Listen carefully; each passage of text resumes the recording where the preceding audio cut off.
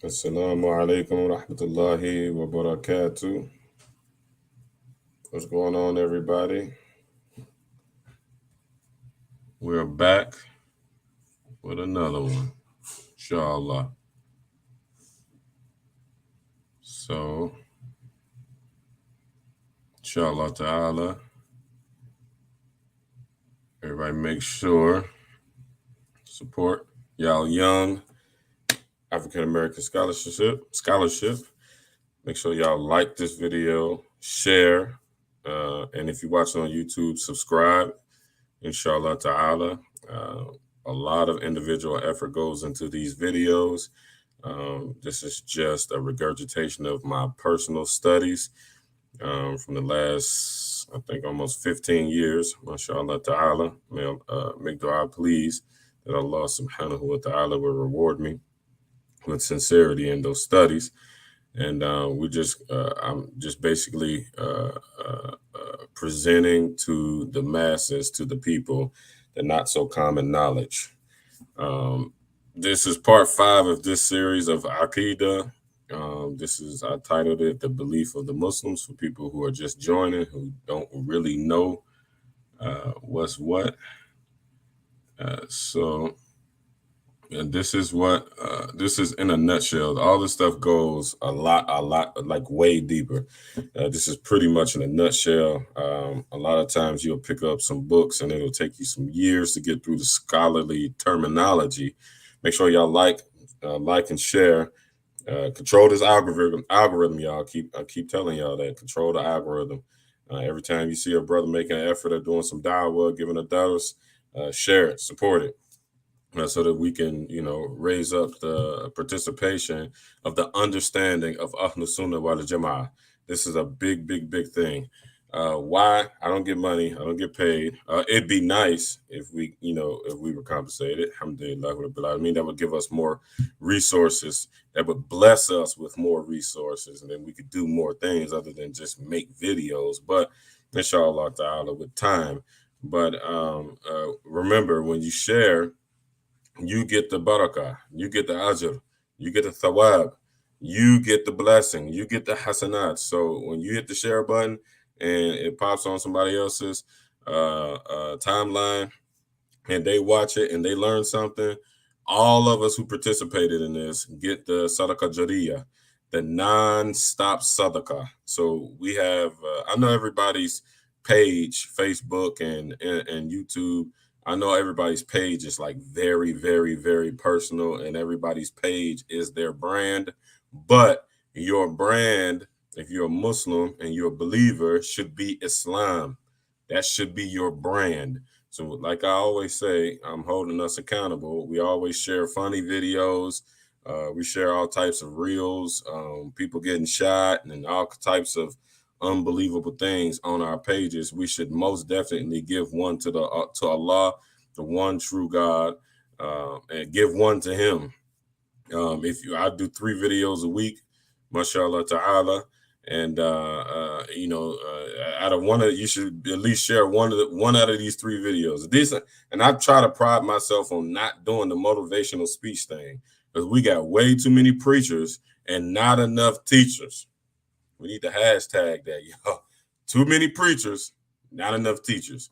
So whenever y'all dealing with me, we getting straight to the meat on the bone, right all the way down to the nitty gritty. We're going to actually deal with the knowledge of value, not a bunch of information. We're going to deal with the knowledge and information that can be utilized in our everyday life.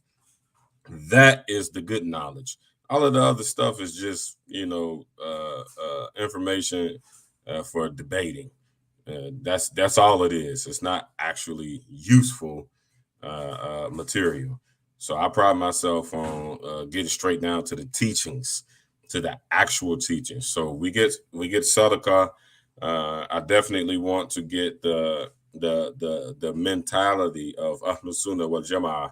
It has been hijacked by the Salafi and Wahhabis. It has been hijacked. So if you are from Ahlus Sunnah wal Jama'ah, you have an obligation and a duty whenever you see a brother or a sister doing material like this, speaking engagements like this, to share it, so that we can correct this mentality. And the mentality is growing. The benefits of everybody, quote unquote, for the most part, being on the same page is that you get the fruits of a community. Nobody could live by themselves. You can't live by yourself. Oh, I forgot to say the khutbah. Sorry. Bismillah. إن الحمد لله نحمده ونستعينه ونستغفره ونعوذ بالله من شرور أنفسنا من سيئات أعمالنا من يهده الله فلا مضل له ومن يضلله فلا هادي له وأشهد أن لا إله إلا الله وحده لا شريك له ونشهد أن محمدا عبده ورسوله أما بعد. Sorry about that. But we when everybody is on the same page, we get the benefits of a community. You can't marry yourself. You can't be a brother to yourself. You can't be a sister to yourself. You can't be a father to yourself. You can't do these things alone. It takes more than one individual to do these things. And before you even can go out into the broad of society and begin to quote unquote live your life, you got to be married, have your own family. And what is your spouse taking in their head and in their heart, and bringing that into your household and spawning that off on your kids? You have to debate with your kids if Allah subhanahu wa ta'ala lives in a place or he does not exist in a place, because they heard some sheikh with a beautifully produced Hollywood video say it on YouTube. You can't keep your kids away from YouTube. They're gonna be on it. And if they Googling any Islamic terms, the very first things that pop up is Salafi / Wahhabi material. So we have an obligation for us to catch up. We behind in the race.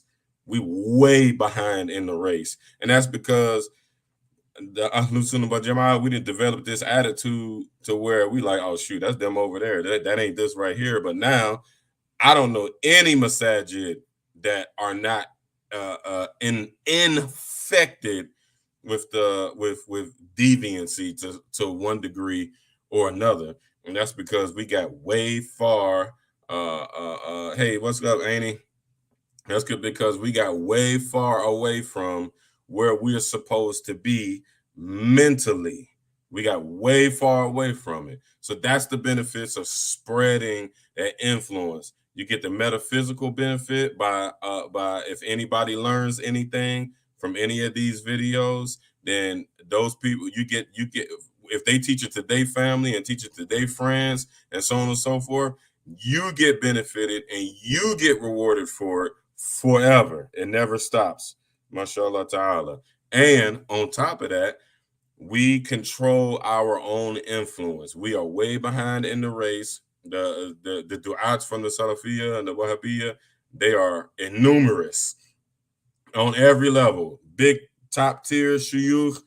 We don't have our big top tier shuyukh, reaching out to the masses. They're imams, they're ustads, they're serious students, they're high top notch students, the regular students. And then you just got the regular du'at that don't know nothing other than follow the Quran and Sunnah according to the way of Salaf, brother or sister. That's it. They might post that 50 times in a week, and they winning with the influence.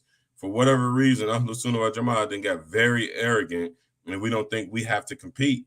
This knowledge, like from this book from Imam Sanusi, and the line of scholarship that he comes from, those brothers were fierce in answering the intellectual challenges and debates in their time. Nobody could mess with them. They couldn't beat them guys. That's how this book, Ummul-Baraaheen, was produced. If you ask me, that and the Kitab, both of those books, it's the Kabir, the Kubra, and the Sugra. The big one, the big version of Ummul-Baraaheen, and the little version, which is what we're going through.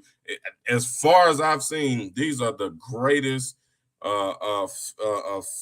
theological, philosophical books that I have ever seen. And this book deals with questions that we all have to fight on a daily basis. We're sending our kids to public school systems that teach disbelief. They pounded with disbelief for 18 years. or 16 years, however long it is, and then they going into colleges and they've been pounded with not only disbelief as a mentality, they're bombarded with disbelief in the college society, and that's the best of the best. Vast majority of us are not even going to college, so we jumping straight out of high school and 16 and 17 and 18 years of indoctrinized disbelief and going into a culture to where they always tell you the number one thing that they tell you, oh, keep your religion at home.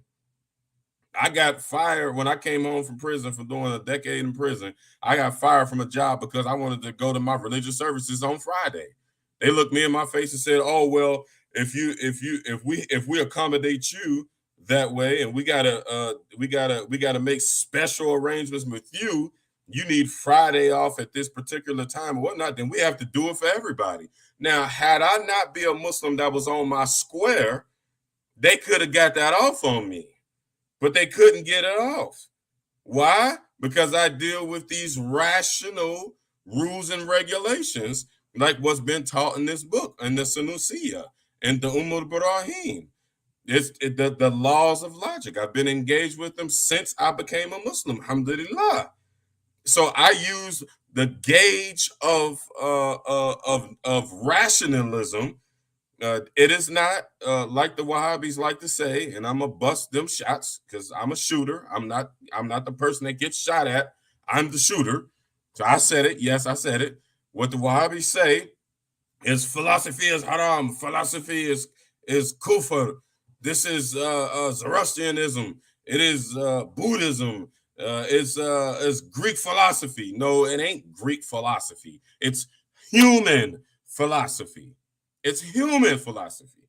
And I'm showing y'all how I'm trying to make a point about how this stuff is not just books, and it's not just a bunch of useless information.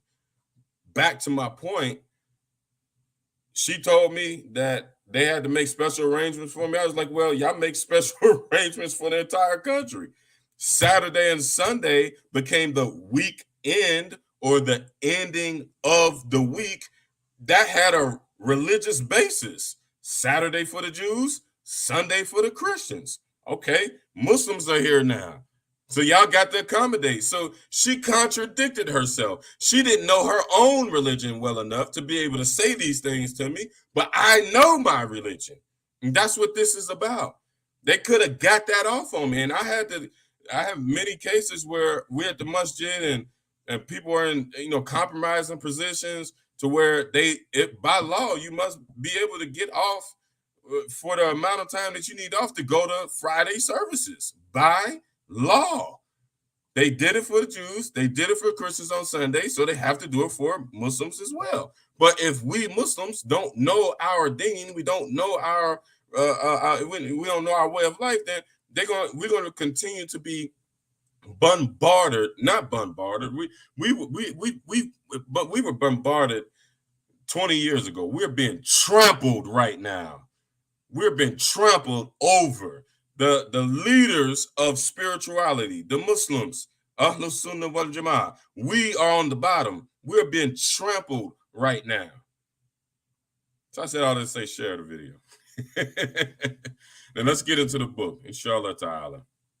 So we are picking up, and drop comments too, even if it's just assalamu alaikum. Drop comments. That raises the algorithm of these types of videos. If y'all want Ahlus Sunnah wal Jama'ah to exist in the cyber atmosphere, we got to put in the work. We are in so last week we covered the proof of the rational proof of the existence of Allah subhanahu wa ta'ala. So for people who don't know, every time you hear me or a Muslim or somebody say the words subhanahu wa ta'ala, subhanahu means glory belongs to him or glory be to him, wa and ta'ala, and he is the most high. Every time Allah's subhanahu wa ta'ala's name is mentioned, it should be praised every single time. And just think about Small things like that add up so big for on the day of judgment. When that gets put on your scale, it's going to weigh so heavy, inshallah ta'ala. Small stuff like that. So I'm not the one that likes to show off how much Arabic that I know. And I'll say some of the Arabic when it's relevant. Like I need to say it to myself to make sure that I'm saying the right thing, that I'm translating the right thing. I'll do that, but I'm not one of those guys. And it sometimes, and a lot of times, it bothers me when this is not a classroom setting. This is just a marida. This is just a reminder. This is just dhikr. It's not a classroom setting.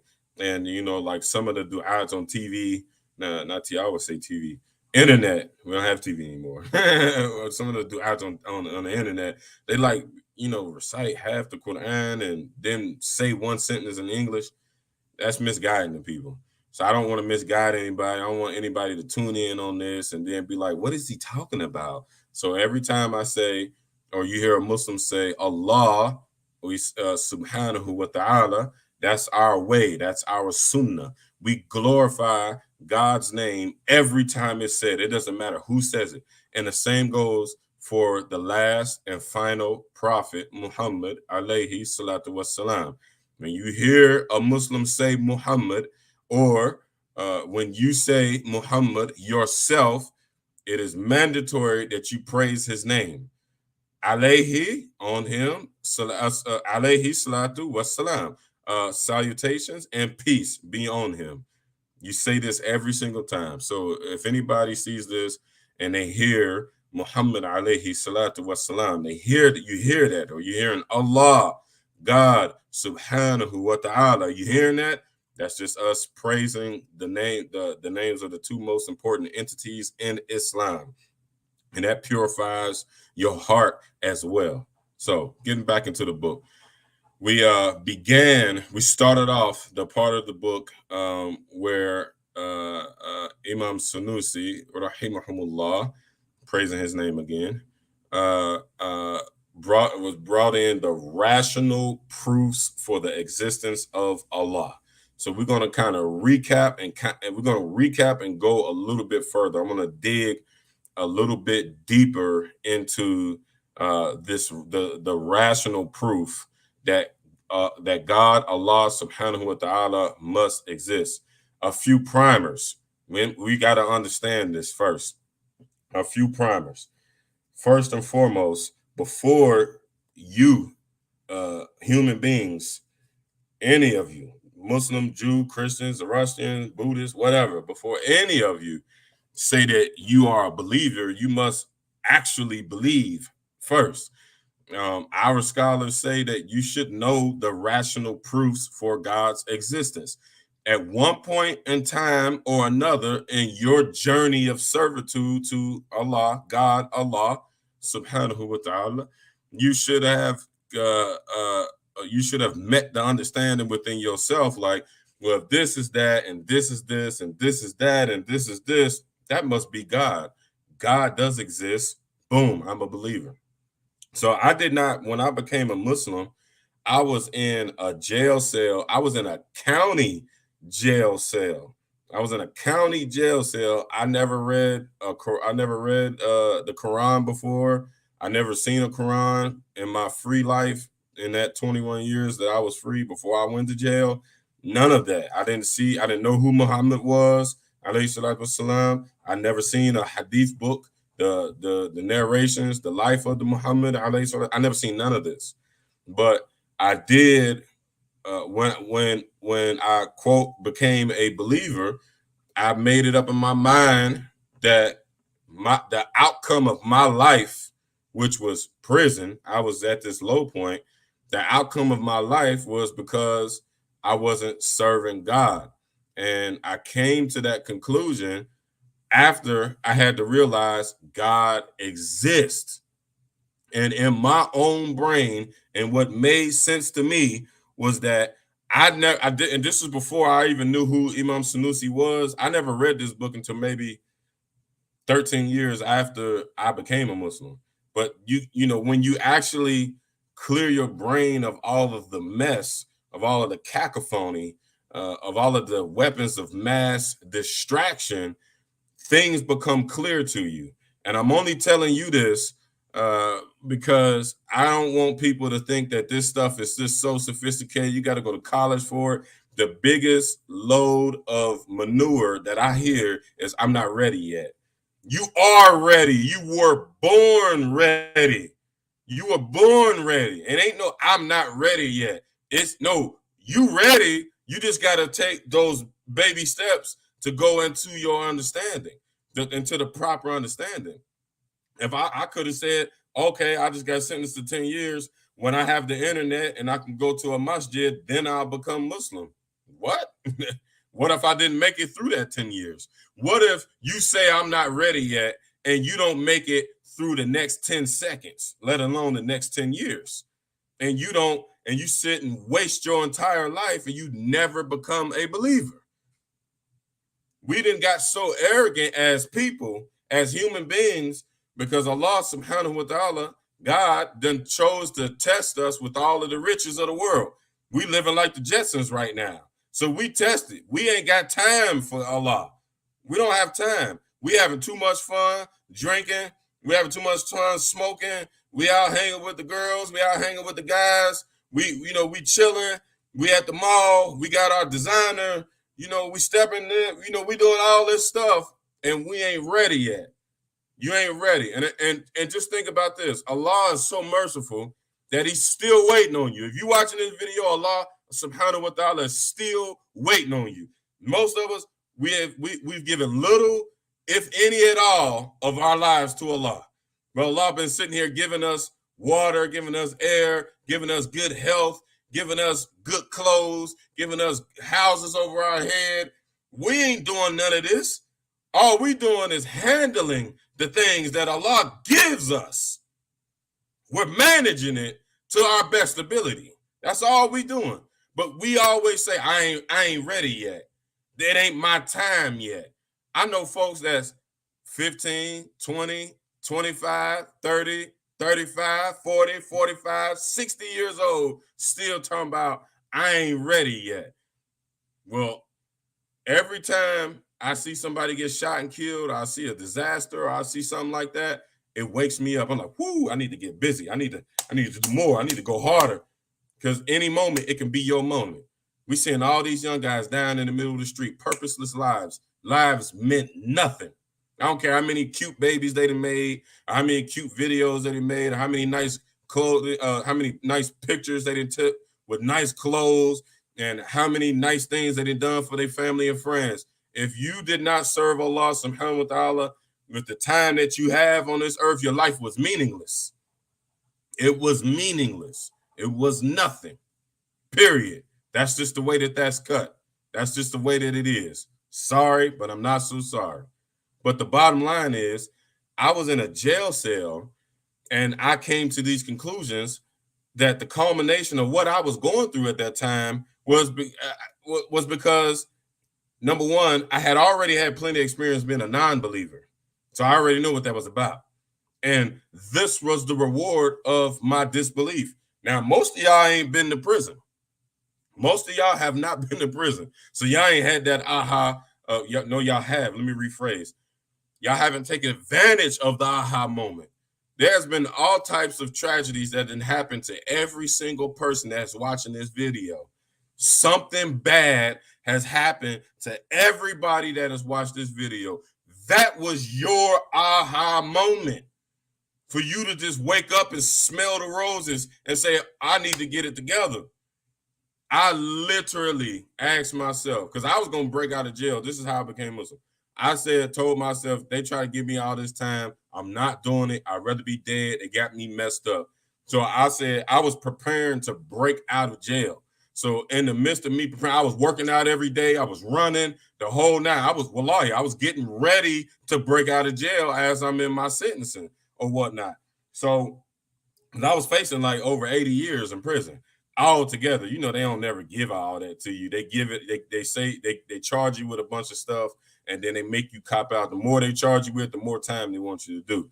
So they charged me with about 80 years of time, and that's a whole different story. But they charged me about 80 years of time, and they kept offering me 25 and 20 years in prison. I'm like, man, y'all crazy. Y'all got to give that to me. I'm not taking that. I'm not copping after that. So I pushed it all the way to trial, whatever. I'm like, man, if they find me guilty and they give me a lot of time, I'm gonna try to break out of jail. One or two things gonna happen. I'm gonna get away, or they're gonna kill me in the midst of me getting away. So in that thought pattern, I was thinking to myself, does God exist? Because if I die, I need to kind of be right if I die. So, I knew I was raised as a Christian, so I knew about repentance. So, I repented. I said, God, I'm sorry for all the things that I've done. I said what everybody says, God, if you get me out of this one, I'll never do it again. I said all that stuff. He didn't believe me. In the midst, in between my sentence, the time of my last court date and my actual sentence, and me getting convicted and getting sentenced, I had to, I had some things to get together in my head. It was probably about 3 months, and the entire time I'm just trying to give myself proof that God exists. Because I'm in my head, I'm like, if God exists, I gotta get in line. I gotta get right. If God don't exist, I'm gonna do whatever I want to do to whoever I want to do it to. Period. That's it. Because there ain't gonna be no consequences to my actions. The end result is what y'all see. I end up becoming a Muslim. I end up, I put the effort. That's the moral of the story. I put the effort. So we/can put the effort. This stuff is simple. It's not as hard as you learning how to work an iPhone or work an Android when you first get it. It's more simple than that. It's simple concepts, but they're very deep and complex concepts. They're simple, but they're deep and complex. But we have to put the time and the energy to learn it. So getting back into the book, Bismillahir-Rahmanir-Rahim. The Imam Sunusi said, the rational proofs for Allah's existence. The rational proofs for Allah's Ta'ala's existence is the contingency of the world. What is meant here by contingency is existence after non-existence. What is meant here by the world is everything existing, every existing thing besides Allah subhanahu wa ta'ala. That alternatively, it may be said that the world's coming from non-existence into existence is a proof for Allah's existence, because in that case, the world is contingent. It is made, and everything that is made must have a maker. This maker is the one whom the prophets, alayhimussalam, called Allah subhanahu wa ta'ala.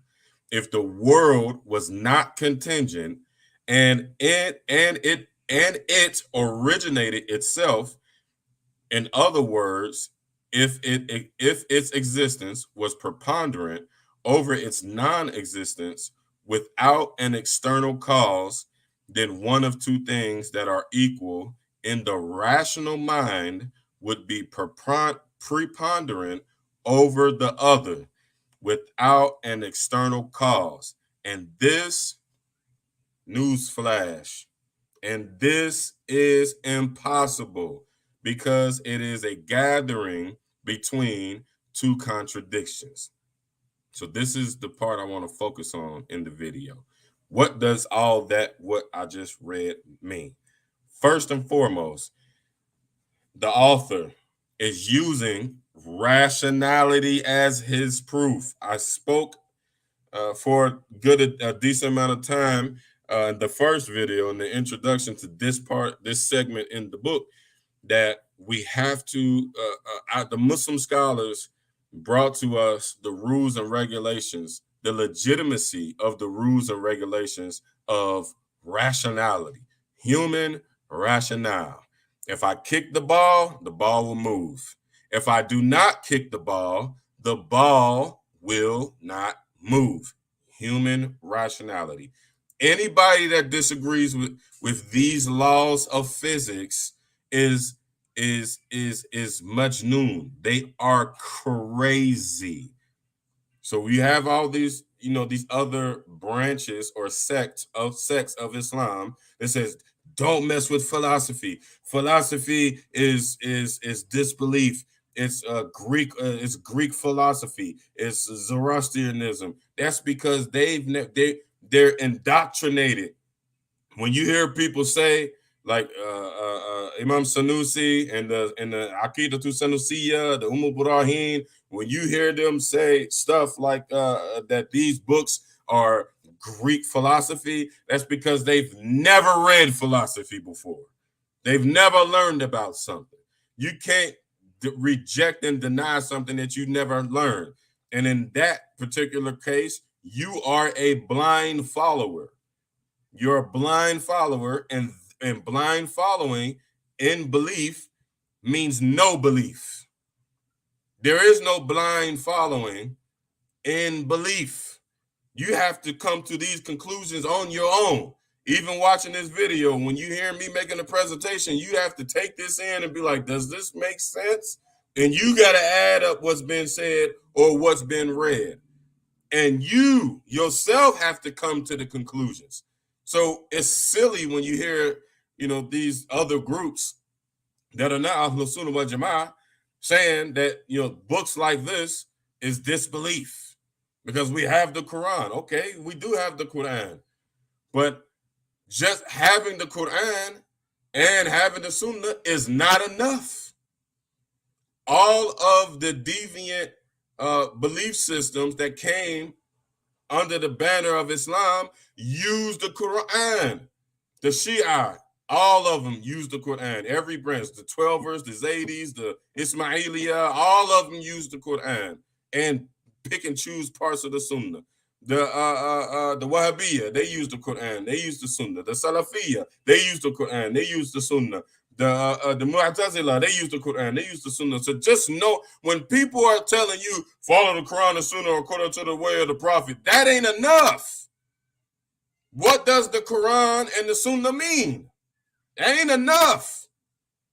And I'm hard-headed. You can't just tell me to do nothing at all. I ain't never been, I'm the one to tell. You don't tell me what to do. I tell you what to do. So if you coming to me like, brother, you got to follow Quran and Sunnah, all right, I'm going to do that. But what does that mean? Break it open for me. Example, when Allah subhanahu wa ta'ala said that he's closer to the Muslims than their jugular vein. That's the Quran. Okay, alhamdulillah, you can not bother the ayah. That's legitimate. You can just pass through it. Say it and pass through it. You can do that. But you have all these groups like the Salafiyya. They go and say, no, this is actual. Allah is actually next to you. That's kufr. That's a statement of kufr. So we have to know what these things mean. And that's what books like this is. Point being, the rules and regulations, scholars like this that come from the Sunnah, that have a connection, an unbroken chain of connection all the way back to the Prophet Sallallahu Alaihi Wasallam. They brought to us this is what we call the usul, the rules and regulations to the conclusions of the correct belief. That's what usul is. And usul is something that is inherited. It's intellectually inherited. You can't just go open up a book and make your own usul. Come to your own conclusions. Many people get lost this way. You can't do that. You have to get in line. You have to get in order, and you have to learn usul. That's what they did in this book. This book is this book of Aqidah. This is the usul of Aqidah. This is the rules and regulations on how you may come to a conclusion. That must be said before we get into breaking down what the brother meant, what the scholar, what the sheikh said in this book. Getting back to the book, the very first thing, hey, Salam Alaikum Sufyan. Uh, the the the first thing that he mentioned is that everything outside of Allah subhanahu wa ta'ala is contingent. Everything. Allah subhanahu wa ta'ala is eternal, and everything else, and everything in existence, everything that's in creation is not eternal. That's what contingent is. Contingent is not eternal. Why is this? Why is this? Because anything eternal doesn't have a need for something and to legitimize its eternality. Let me slow that down. If you live forever, you don't need to eat, you don't need to drink, you don't need to breathe, you don't need to see, you don't need any of that stuff. You're eternal. You're never going to die. You're never going to go away. You're always going to exist. So there is no contingency on nutrition or health. There's no contingency whatsoever. There's no interdependence whatsoever. Next, he's basically saying the proof that the universe is contingent is the fact that when we observe them, when we look at them, these things never stay the same. They change, and they're variant. Some things are tall, some things are small, some things are black, some things are white, some things are empty, some things are full. These are changes that occur. How do the changes that occur testify to the contingency of these things? How? It's just what I said before. Anything eternal doesn't have a need to be tall, doesn't have a need to be small, doesn't have a need to have a color of some sort, doesn't have a need to have a drink or to be full or to be empty. All of these things, all of these modes that everything in creation undertakes is in the way of its own survival. So this is the evidence that the universe, everything in it, all of the changes that the universe goes under, the rising of the sun, the coming up of the moon, the spinning of the globe, the Milky Way, all of this, all of these things are interdependent on each other in order for them to be relevant. And when they're relevant, they exist. They exist because they're relevant. The sun gives us so many benefits. It has its relevancy. That's a contingency. As big as the universe is, it is contingent. To break down the contingency of the universe, it takes space in order for the universe to exist. This galaxy is only so big, and we have astrophysicists and even in quantum physics where they've put near precise calculations on the size of the universe. That's evidence that it's contingent. Why? Because we look at what we call space. It's called space. How could somebody say that the universe has always been here, or the universe doesn't have a maker or whatnot, when the name of universe that humans gave it is space? What's the relevance of this? Space is contingent on something being in it. Like this desk that my computer is sitting on. The space is relevant because I can put my desk and my chair and myself in this space. So the space itself is nothing without me utilizing it in that way.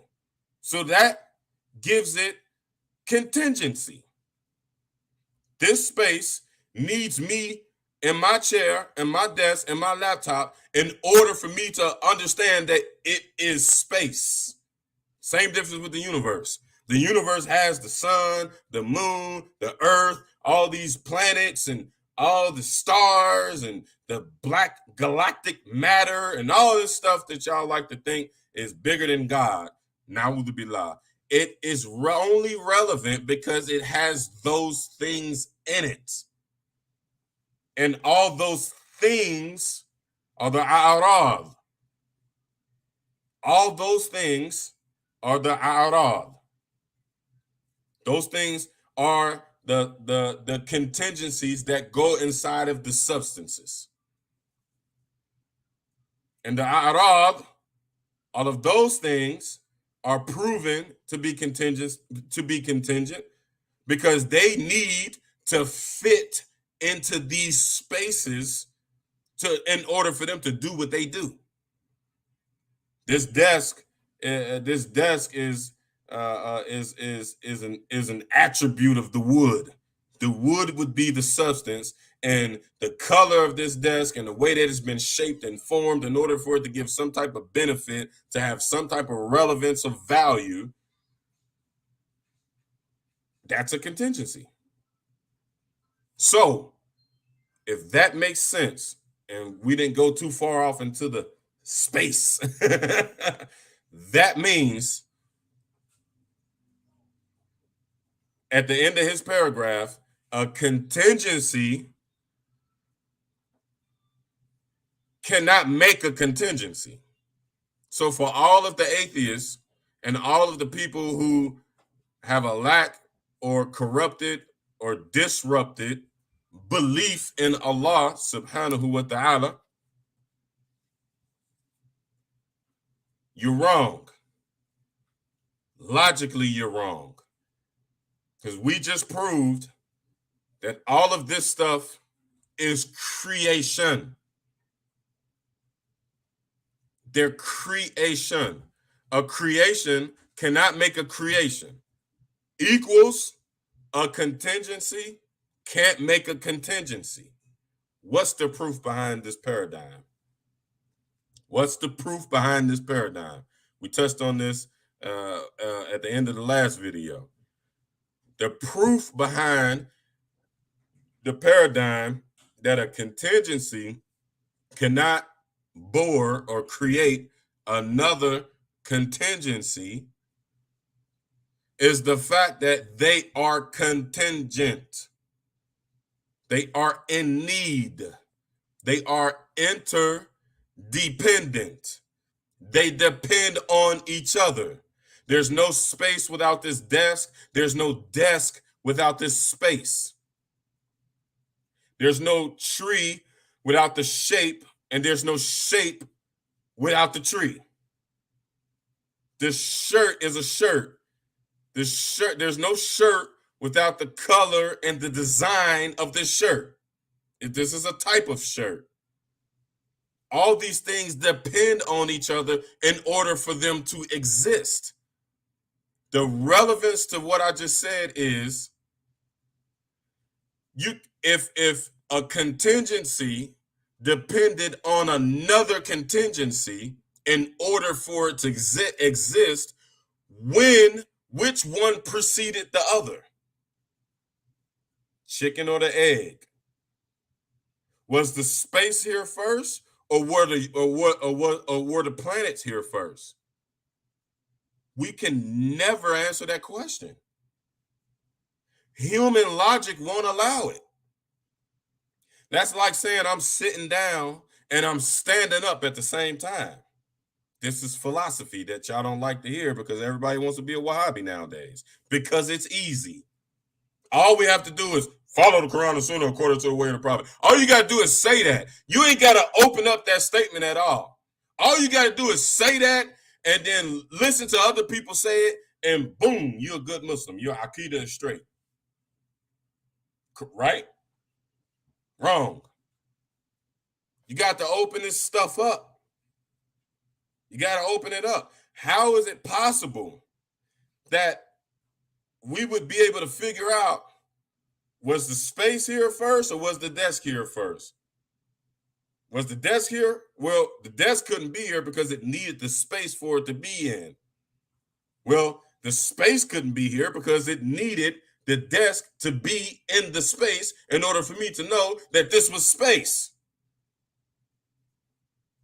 Translate this over into the universe. Was the universe here first, or were the planets and the stars and stuff here first? Which one? Okay, well, let's say the planets were here first. Okay, well, how did the planets be here without the space? Okay, that can't be true. So let's say the space was here first. How could we know that space was space if it didn't have the planets and the stars and blah blah blah and all this stuff into it? Even though there is a sequence that we believe in, we do believe in the sequence, but the argument is the relevancy of the two. Those things were put into sequence, which will be the next video. So bottom line is two things. The equation is two created things cannot create the other. Creation cannot create the creation. Allah Azza wa Jalla said this in the Quran.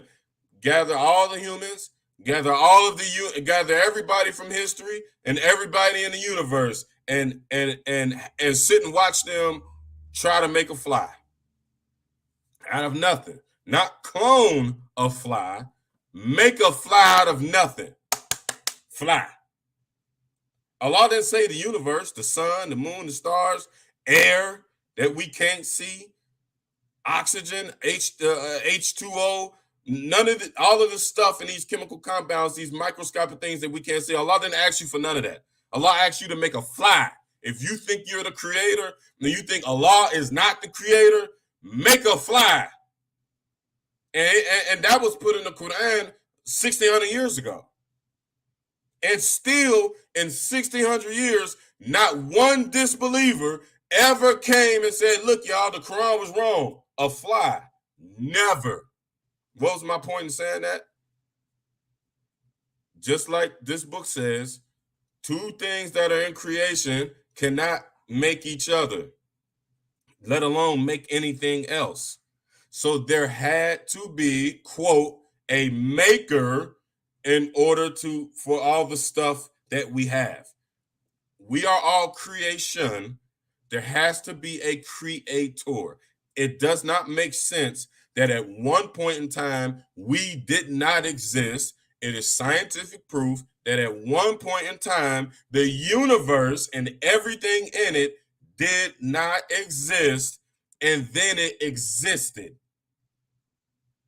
without something making it exist. Like this book said, that something per the prophets that Allah sent is called Allah. Done. Case closed. Anybody who's seen this video, you cannot have weak faith anymore, nor can you not have any faith at all. If you've seen this video, and this is just a paragraph in this book, this conversation, this study in Islam goes light years. And the more you learn, the more beefed up your belief is going to be.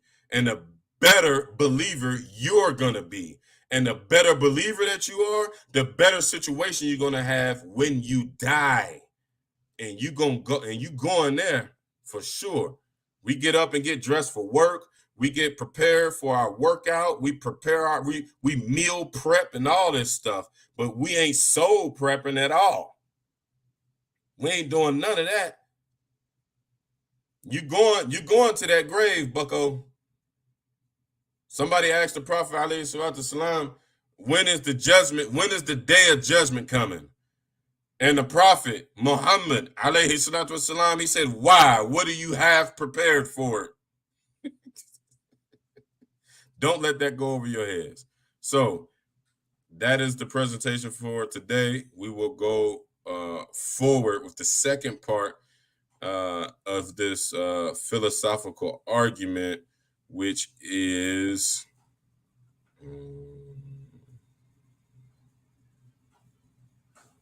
it will be the breakdown of substances.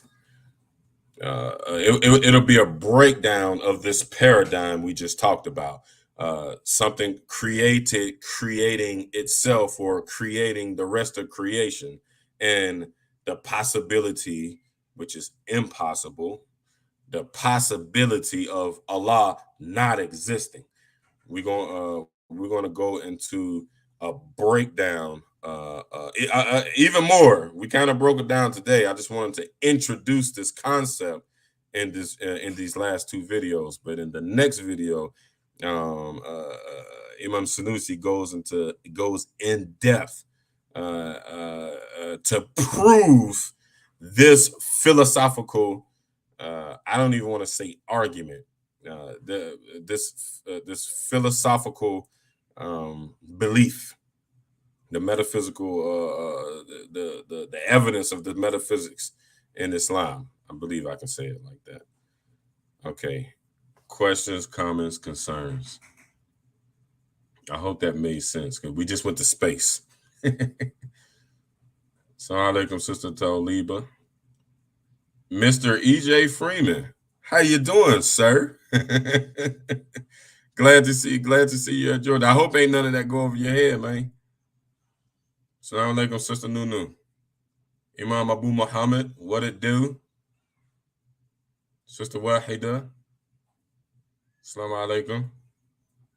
Sister Taliba said, I never considered that the Muslim cartoons would be teaching my kids Salafi Aqidah. I mean, they make them. we don't have many Ahlus Sunnah wal Jama'ah cartoons. Somebody make the Ahlus Sunnah wal Jama'ah cartoons. Sister Shanda Hayya, Assalamu alaikum. She said, sorry, that was my daughter. Well, that was your daughter saying Assalamu alaikum? If so, good daughter. MashaAllah. May Allah subhanahu wa ta'ala bring a beautiful a tribe of Ahlul Sunnah wal Jama'ah from that daughter and whatever daughters you have. I mean.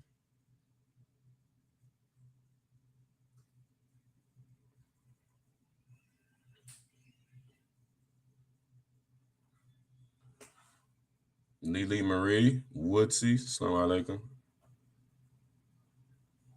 She said, I mean, it's done a lot. Okay, I missed that part of the video. Just Assalamu alaikum, Abu Ubaidullah. Marsh, what that for like, man? Assalamu alaikum, man. What's going on, Avondale Ray? Assalamu alaikum. I'm glad you was able to see it. And I'm tagging you on each one of these because our Avondale Ray's, some of me and your conversations go along the lines of this. And in the phone, it's not like it's hard to say all of this type of stuff, what I've been saying in these videos on the phone. So let me know if you got any questions. You hit my line, man, if you got any questions, inshallah. I haven't been able to check out that podcast you was telling me about yet, but we're going to get with it. But this basically breaks down a lot of the stuff that is spoken about that might give you questions when listening to that podcast and stuff like it. Ukhti Zakaria, Assalamu alaikum wa rahmatullah. She said, it's fear and doubt. That's why we make excuses. That is true. That is true. Sister Nyla said, do not allow your shortcoming, bad habits prevent you from becoming a believer. When you believe in God alone, subhanahu wa ta'ala, one God alone, deep down in your heart. So, I mean, Ubaidullah, that's a good name. Assalamu alaikum. Levon Turner, what up, KC?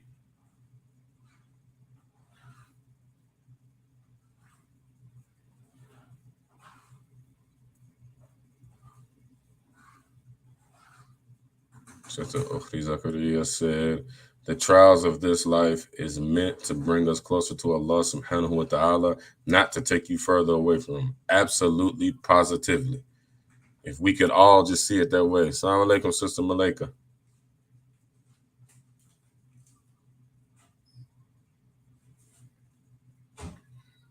Brother Haj Tamir Hassan. Salam alaikum, OG. Glad to see you in here. I'm honored you gave me some of your time, Habibi. Sister Taliba said, the same as Kiki Palmer said, if art is proof of an artist, why is creation not proof of a creator? May Allah Ta'ala bring Kiki Palmer to Islam. Pep Gordiola. What's up, fool? Salam alaikum. I owe you a phone call, man. I owe you a phone call, man.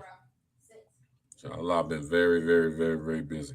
I got an iPhone now too, so we can do that FaceTime thing y'all be talking about.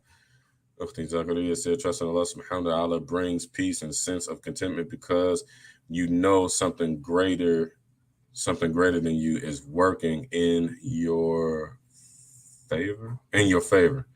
That is 100% true.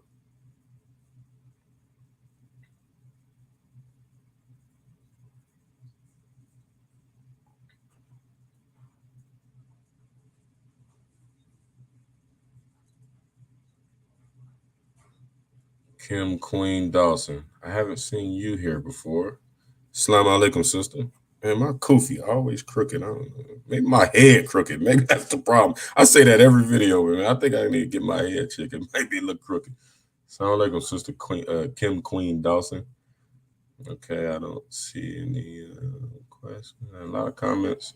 I appreciate the comments and the participation too, y'all, because that helps the comments and stuff. Sometimes I'm doing like a broad overview, and a lot of the ladies like Ukhti Zakariya's, Nyla, Malika, Sister Tasha, Tauliba, we all know each other, so they kind of know this stuff, and we've been doing it for 2 years, kind of. So I appreciate the comments, y'all, because y'all filling in a lot of details that I really won't have a lot of time to do the details. So I definitely we appreciate the comments, y'all. I mean, y'all pay attention to them. The sisters becoming hard. Where the brothers at?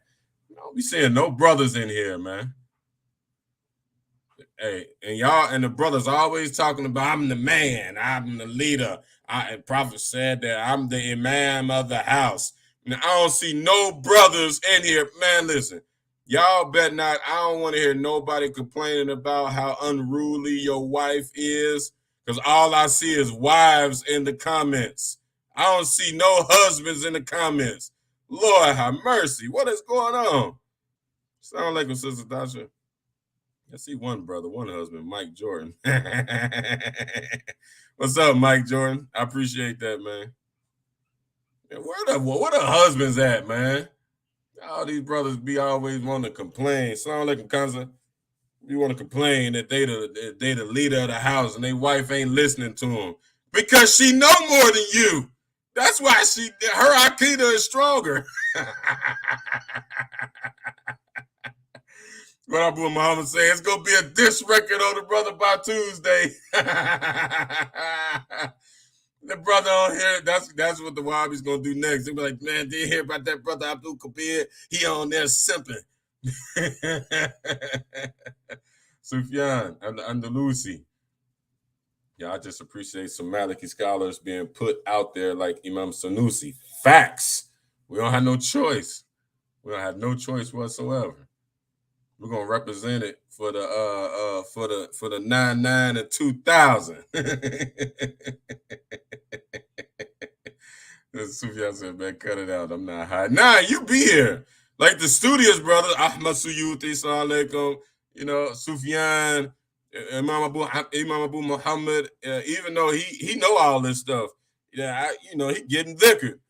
Got the video playing or whatever. He know all this stuff, and y'all know all this stuff, and y'all teach all this stuff. And y'all got wives and y'all established. I want them brothers that always be calling my phone and texting me with problems and stuff. The problems can be solved if you study.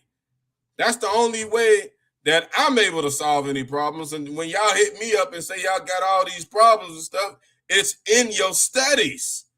If you pick up and you get with the brothers that need to be got with, then a lot of the things will be clear, inshallah. I see all these women leading the household up in here. I see it. Lord have mercy. I'm gonna call you. I'm gonna call you Muhammad. Inshallah. Not tonight. Get ready to eat and put it down. Man, those guys want the prize without the work. Man, listen. Want the prize without the work. And that ain't just in this world. We're gonna end on that note. Brother Sufyan just gave it up. He just said it. We all want the prize without the work. Brothers always hooping and hollering about how much they know and how much they should have control in their household and stuff. Shoot, I'm gonna be the first to tell you, my wife don't listen to me because of how strong I look. I'm gonna tell you that right now. You got to know something. Yeah, bro. You got to know. You got to have that deen, man. You got to. How you can have a good akhirah if you get the benefits of an akhirah if you don't put in no work. So if you ain't seeing no benefits here, how you gonna see the benefits in the next world? That don't make the least amount of sense. He said they can't even read the Fatiha right and want to lead some around. You sure right about that. You sure right about that. Farouk Thomas, assalamu alaikum. I wasn't talking about you, Farouk. Well, I'm out of here, y'all. Alhamdulillah. We hit the nail right on the head. We got all that in within about an hour. If I say anything wrong, it does not belong to Allah, the Prophet, alayhi salatu wasalam, or Islam, or any of the scholars, or any of my scholars. It'd be my own shortcoming. So y'all hold me accountable. If I forgot something, let me know. If I said something wrong, let me know, because I don't want to lead the people in the wrong direction. I want to lead the people in the right direction. If I'm a leader at all, I'm just filling in the blanks until all of these illustrious you figure out, like, why is this dude talking? Let's go and do, the real business. So I'm just a substitute teacher until the teachers come out, inshallah ta'ala. I love y'all for the sake of Allah. أقول قولي هذا وأستغفر الله ولا إله إلا الله. السلام عليكم ورحمة الله وبركاته.